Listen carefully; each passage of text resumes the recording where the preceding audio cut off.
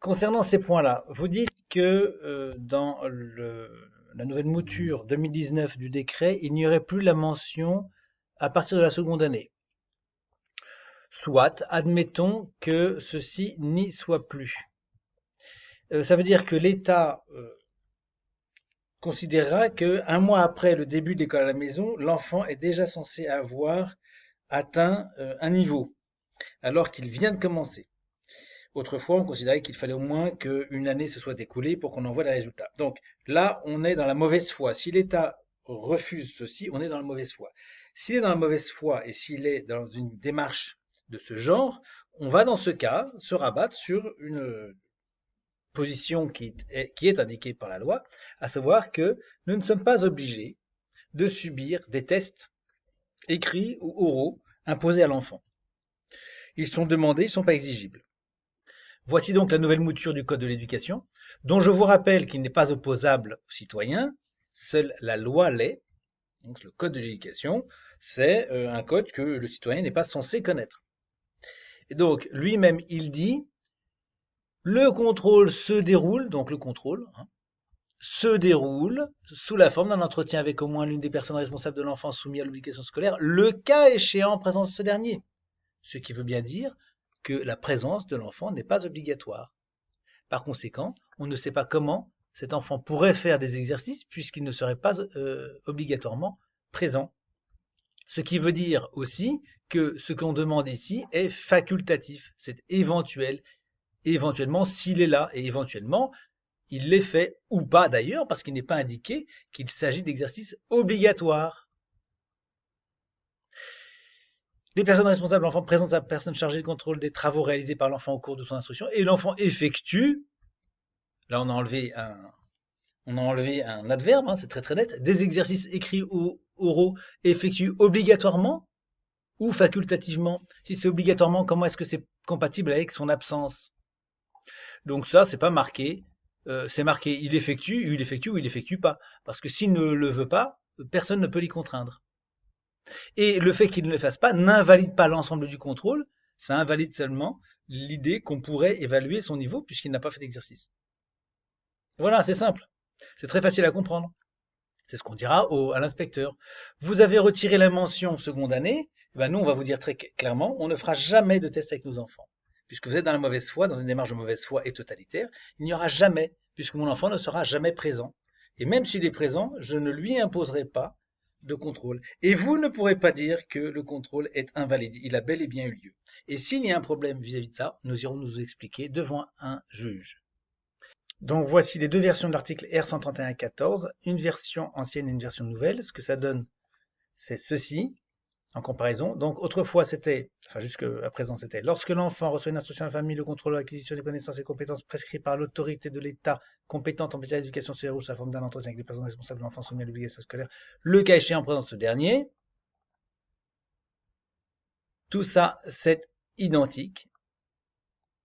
Donc c'est bien le cas échéant, d'accord? Les personnes responsables de l'enfant précisent notamment à cette occasion les démarches et méthodes pédagogiques qu'elles mettent en œuvre. Les personnes mettent en œuvre, ok, donc tout ça c'est semblable. Afin d'apprécier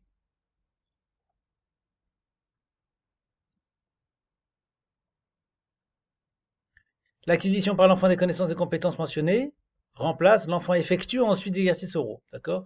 Effectue, ça semblait impératif.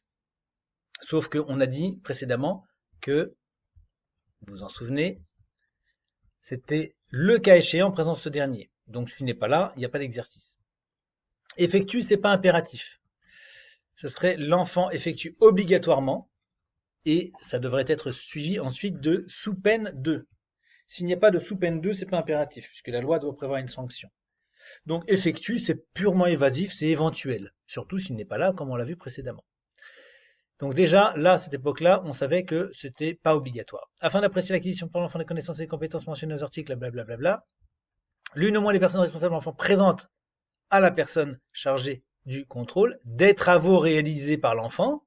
Bon, donc on présente des travaux réalisés par l'enfant pour vérifier non pas qu'il y ait un niveau, mais qu'il y ait une instruction, en fait. C'est ça le fond de l'affaire, le fond de la loi. Si vous voulez, ils essaient formuler le code de telle manière qu'on comprenne autre chose. On comprend qu'il faille finalement atteindre un niveau.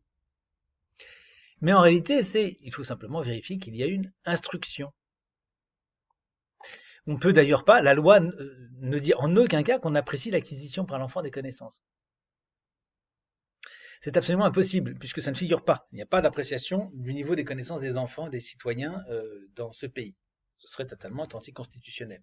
On n'apprécie pas le niveau des enfants qui sont à l'école. Il n'y a aucune raison donc d'apprécier le niveau des enfants qui font l'école à la maison. Mais cette tournure, en fait, renvoie en réalité à une formulation qui devrait être, afin d'apprécier qu'il y ait bien une instruction, l'une au moins des personnes responsables de l'enfant présente à la personne chargée du contrôle des travaux réalisés par l'enfant au cours de son instruction. Et on dit ensuite, et l'enfant effectue des exercices écrits oraux adaptés à son âge et à son état de santé. Il effectue ensuite, oui, bon, c'est la même chose qu'ici, il effectue, mais sans obligation, puisqu'il n'est pas indiqué, il effectue obligatoirement des exercices oraux ou écrits, adaptés à son âge et à son état de santé, sous peine de nullité de la procédure tout entière, par exemple. Par ailleurs, alors nous avons fait les modifications que vous suggérez, d'accord, très bien, nous sommes allés voir, il y a eu une modification. Ça change pas grand-chose, mais enfin, effectivement, la formulation n'est plus la même. Donc, la modification a été faite aussi bien sur le site que sur les fiches.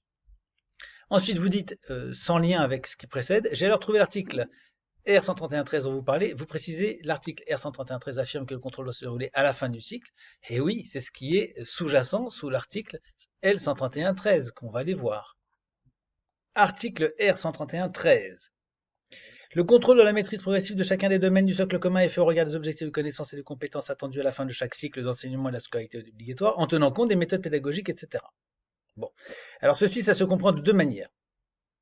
Donc, si ça se comprend de deux manières, on peut l'interpréter de deux manières. Vous pouvez le comprendre comme étant le contrôle de la maîtrise progressive de chacun des domaines de socle commun est fait à la fin de chaque cycle. C'est parfait. Ça, vous l'enlevez, est fait à la fin de chaque cycle. C'est parfaitement possible. Ou est fait au regard des objectifs de connaissance attendus à la fin de chaque cycle. Nous nous disons, puisque votre phrase est mal formulée, nous estimons que le contrôle se fait à la fin de chaque cycle, c'est-à-dire mai-juin. Chaque cycle annuel, sous-entendu. Bon. Mais si ça n'est pas le cas, et si ces gens nous disent, ah non, c'est au regard des objectifs de connaissance qui sont attendus à la fin de chaque cycle, comme ces gens ils ne savent pas la ponctuation, vous voyez, eh bien, ils en arrivent à faire des phrases comme ça qui peuvent se comprendre à double sens et qu'on peut donc interpréter à loisir. Ça, c'est une question d'interprétation ensuite.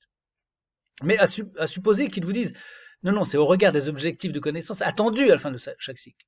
Vous allez leur dire, mais comment est-ce que vous pouvez affirmer que maintenant, étant donné que nous ne sommes pas encore à la fin du cycle, vous pouvez dire que mon enfant n'atteindra pas ceci à la fin du cycle? Qu'est-ce que vous en savez? Vous n'en savez strictement rien. Et d'ailleurs, qu'est-ce que c'est que les connaissances attendues en fin de cycle? Je vous écoute. Qu'est-ce qu'il devra savoir à la fin de ce cycle? L'inspecteur sera incapable de vous le dire. Il va vous dire, vous regarderez le socle commun. Je dis, non, monsieur, je ne regarderai pas le socle commun. Vous allez me le dire, séance tenante, sur le champ. Qu'est-ce que mon enfant doit savoir à la fin de ce cycle-ci? Parce que, si vous voulez, le socle commun, vous pourrez lui dire, le socle commun, il ne contient rien de précis relativement à une connaissance acquise à la fin du cycle. C'est très vague. Tout est vague. C'est putatif. Vous nous avez fait un texte purement putatif. Il n'y a pas de notion précise. Par conséquent, s'il n'y a pas de notion précise, il ne peut pas y avoir d'examen. Il ne peut pas y avoir d'examen sans notion précise. Sinon, on est dans l'arbitraire total. Si vous n'êtes pas capable de dire exactement ce que mon enfant doit savoir à la fin de cette année, eh bien, on est dans l'arbitraire. Et donc, je récuse et on ira devant le tribunal s'expliquer. Premier point. Deuxième point, quand bien même vous parviendriez à déterminer précisément ce qu'est l'ensemble des connaissances à la fin du cycle, je vous mets au défi de me dire que je suis incapable de faire en sorte que mon enfant ait atteint ce niveau-là à la date prévue. La productivité des gens faisant l'école à la maison étant bien plus grande que celle de l'école, nous pouvons parfaitement atteindre ce niveau, si nous le voulons, dans un mois, ou dans 15 jours, ou dans 2 mois. Je peux parfaitement le faire dans le délai qui me convient, parce que moi, je suis capable de le faire. Il vous est impossible d'affirmer que je ne saurais y arriver dans ce délai. Je peux parfaitement y arriver. Donc ce que vous allez faire, c'est une pure allégation. Et votre allégation, vous ne pourrez pas la défendre devant un juge. Et je vous le rappelle, devant le juge, nous aurons à nous justifier du fait qu'il y a une instruction. Il y a instruction, il n'y a pas besoin d'atteindre un quelconque niveau. Donc à ce moment-là, vous serez débouté devant le juge. Alors si vous voulez vous ridiculiser, allons devant le juge. Et à ce moment-là, je n'ai plus qu'à dire ce que je suis en train de vous dire. À ce moment-là, vous aurez cloué le bec à l'inspecteur, il ne pourra rien dire. S'il veut tenter l'aventure du tribunal, il ira au tribunal et se fera ridiculiser. Et vous pourrez publier partout, et vous lui direz d'ailleurs, je publierai partout ce qui nous est arrivé. Je publierai partout que vous affirmez que je suis incapable d'atteindre un niveau, on va aller voir le juge, et le juge, lui, il va trancher contre vous. Et donc tout votre système va s'écrouler parce que je vais le faire savoir. Et vous allez voir qu'à ce moment-là, l'inspecteur va reculer. Il va dire, bon, madame, écoutez, je vous ferai un rapport, je vous ferai savoir le résultat du rapport, et sur le rapport, vous verrez, ils vont marquer comme d'habitude avis favorable, ce qui est totalement induit, mais enfin, oui, il y a bien une instruction donnée à l'enfant. Et ils ne peuvent pas faire autrement, puisque la loi, c'est ça. Y a-t-il, oui ou non, une instruction donnée à l'enfant? Donc, vous voyez, c'est purement, tout ça, ça revient au même, on retombe toujours sur les mêmes problèmes. C'est qu'en réalité, ils ne peuvent pas ni dire que votre enfant n'a pas le niveau, ni même évaluer son niveau puisqu'ils ne peuvent physiquement pas le faire. Ils sont dans le flou, donc ils sont dans l'interprétation libre et donc dans la glissade totalitaire.